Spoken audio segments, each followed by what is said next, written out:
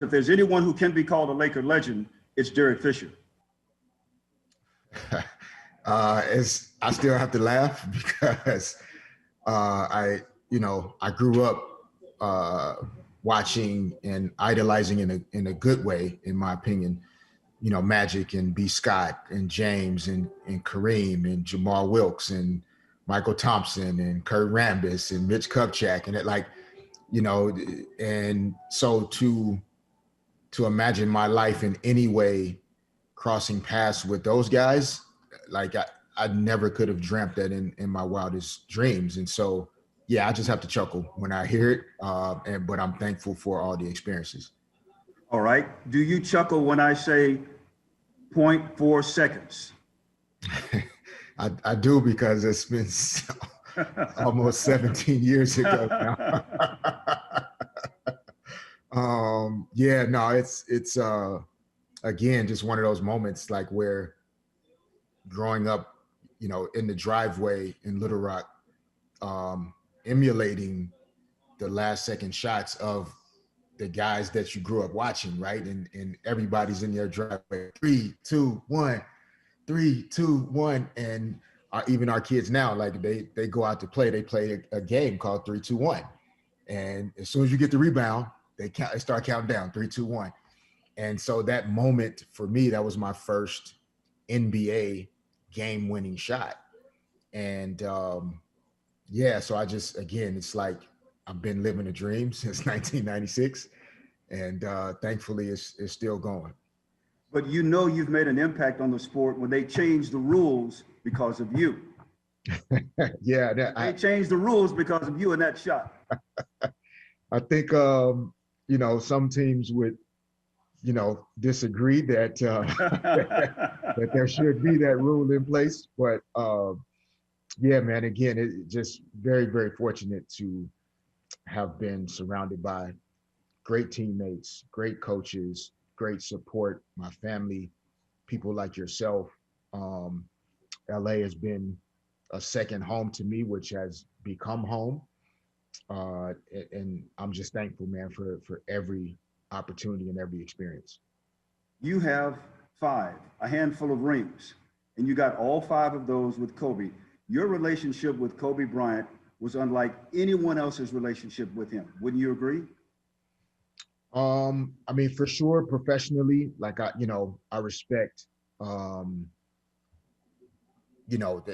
his family, Vanessa, the girls, like there are parts of his life that, only they experience and only they know. But I do believe that from a professional standpoint, the bond that we had, the relationship that we built together over 13 and a half years of being on the same team and practicing against each other, beating each other up, cussing each other out. We drove each other in ways that I'm not sure other guys could have. And I know I learned a lot from him, even though he was the younger brother, so to speak.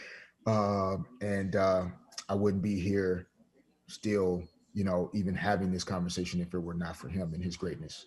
Because there are many of us who feel that you were the only one that he would really listen to in times of crisis or controversy.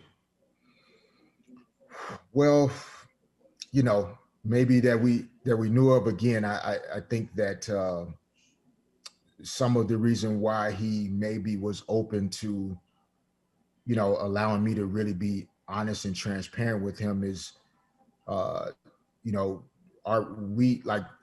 the way we worked, behind closed doors. Like he saw the work that I put in, and I think he loved basketball in ways that's hard to put into words. Like he put it into words because he wrote a short film.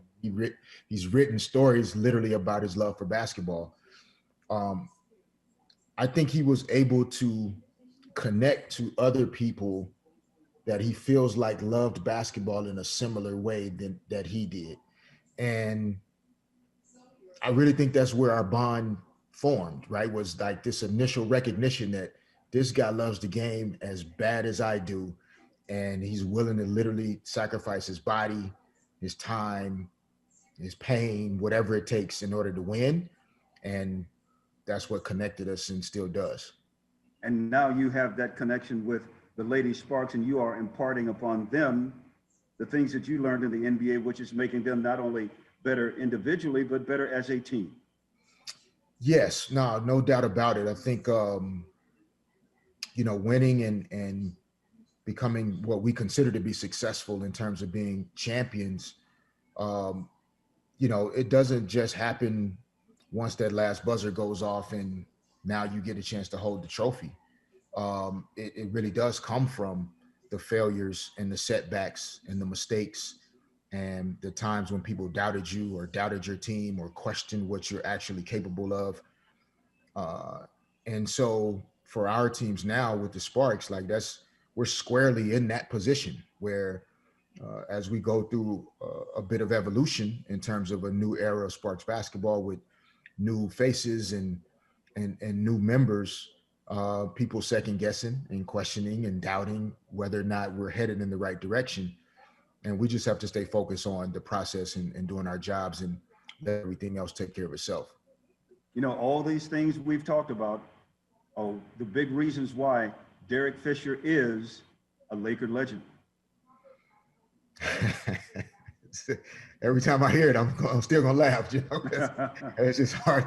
It's just hard to imagine, man. I love the Lakers as an organization. I love this city.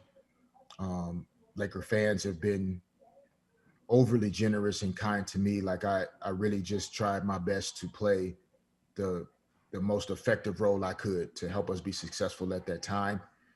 And I was very lucky that Jerry West was able to cut through the noise and take a chance on a little short dude from Little Rock, and and just believe that I could be helpful in the vision that he was creating.